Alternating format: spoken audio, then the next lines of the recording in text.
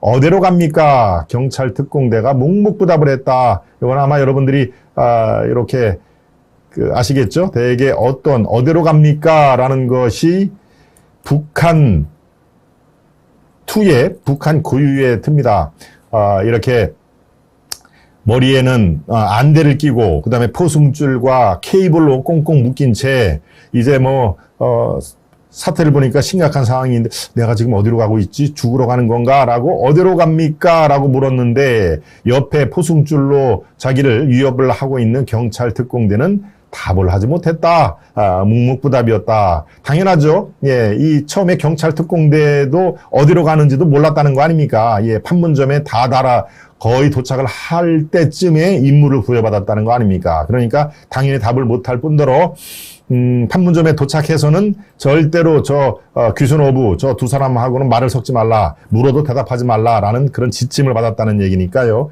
예, 경찰 특공대 호송이 청와대의 지시로 이루어졌다는 게 지금 드러나는데 공문이 없이 말로만 진행이 됐다라고 하는 것도 아주 속속 지금 들어와 있습니다. 공문 없이 말로만 진행이 됐다라는 그런 내용이 있는데요. 예, 바로 청와대 요청에서 투입까지 저런 게 장인이 나는 새도 떨어뜨린다는 청와대라고 하지만 경찰 쪽에 요청할 때는 당연히 공문이 있어야 되죠. 이러이러한 상황에서 몇 명이 어디로 급하게 파견을 해 주십시오. 용건은 이러이러한 것이다. 목적, 이 파견에 대한 목적까지 다 돼 있는데 그런 게 하나도 없었다. 투입부터 시행까지 공문이란 공문은 눈꽃만큼도 없고 말로 지시와 이행이 따랐다. 예. 요 작은 제목으로 보겠습니다. 당시 청와대 안보실 여기에 이제 정의용, 서훈, 그러고 김유군 이런 사람이 이제 등장을 합니다. 청와대 안보실에서 전화로 요청을 했다. 경찰 내부소도 구두복으로 승인을 했다. 그래? 이거는 청와대에서 지시를 한 거니까 빨리빨리 해줘. 10명이면 10명 빨리 어디로 좀 가. 이렇게 내부서도 공문 없이 구두복으로 승인을 했다는 얘기입니다. 대원들이 현장 도착해서야 임무를 깨달았는데요. 특공대들은 경찰 업무를 벗어났다라고 난색을 표했다. 당연하죠. 경찰 특공대가 저런 거 하는 일이 아니지 않습니까? 더 중요한 국가의 긴급 안위가 아주 절박한 그런 문제가 되는데 지금 상황이 두 사람의 그런 북송, 이 귀순 의사를 밝힌 북한의 어부들을 북한으로 보내는데 경찰 특공대가 동원을 해야 됩니까? 이건 경찰 업무에서 벗어났다고 경찰의 일부가 이렇게 항의 비슷한 거를 한 적이 있었다라는 게 그 뒤에 지금 속속들이 나오는 것이죠. 예, 이래서 왜 공문이 없었을까라고 봤더니 사후에 이른바 정권이 교체된 이후에 책임 문제가 드러날까봐 문서를 남기지 않고 처리를 했을 가능성이 있다라고 얘기를 한 것이다. 예, 국방부 표를 조금 더 한번 볼까요? 예, 경찰 특공대 투입 과정 그렇죠? 국방부 호송 요청을 했고 청와대 국가안보실이 주가 돼가지고 경찰청의 경비국 등의 유선으로 요청을 했습니다. 전화로. 이러이러해서 특공대 10명 정도 파견이 지금 급하다라고 얘기하니까 당시 경비국장이 민감용 경찰청장에게 구두로 보고를 하고 민감용 청장이 구두로 승인을 했다는 것입니다. 승인을 하고 경찰 특공대가 투입이 된 것이죠. 네. 경찰 특공대 임무 규정을 보면 어디에도 지금 비슷한 사례가 없습니다. 테러 관련 진압 및 폭파물 처리, 요인 경호, 중유범죄 예방 및 진압, 경찰청 및 시도경찰청 테러대책협의회 결정. 예, 어디에도 지금 비슷한 사례가 없기 때문에 경찰 특공대를 저렇게 급파한 것은 현행법에도 이 규정 지침에도 어긋나는 사안이다라는 것을 말씀을 드립니다. 네.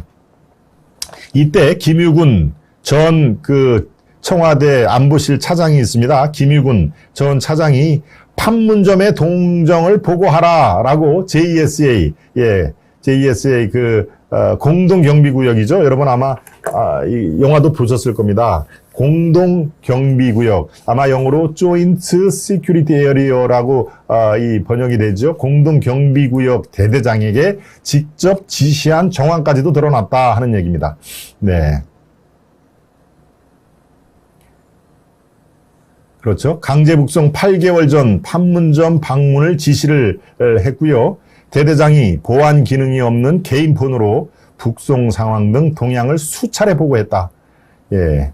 그래서 그 당시에 군 징계에 걸렸는데 대대장의 서면 경고만으로 해서 그냥 유야무야 없던 일로 넘어갔다라고 했는데 저 청와대 안보실 1차장이 판문점이 지금 어떻게 되고 있는지 동정을 보고하라라고 얘기를 한 건 뭡니까? 결국은 청와대에서 지시를 하고 그 사태 파악을 아주 예의주시를 했다. 촉각을 곤두세웠다라는 것이 저렇게 속속들이 드러난 것입니다. 네. 예, 김태환님이 불법인데 참고만 있지 말고요. 참고만 있지 말고 이에는 이, 눈에는 눈으로 저것을 자행한 그 정권의 핵심 인사들에게 저렇게 사법 처리를 해야 된다라는 그런 취지에서 아마 말씀을 주셨을 겁니다.